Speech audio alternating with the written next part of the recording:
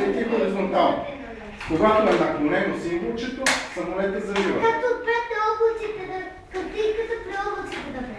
Точно така. Ето тук, на тези прибори, те показват работата на двигателите. Тук се вижда всеки един от двата двигателя какви параметри има. Ето тези червените дръжки, знаете ли за какво са?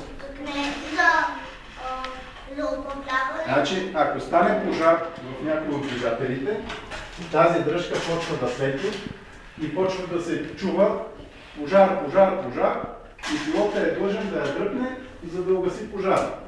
Ако успее. Ако не успее, лошо. Ако не успее, почне към лошо. Така, ето това тук. Това тук показва на каква височина лети самолет. А ето тук гледаме маршрута на самолета. Откъде минаваме и къде отиваме. На мен във вас в бялото и...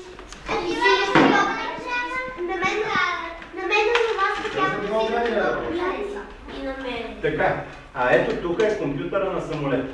Ето това нещо е компютъра на самолета.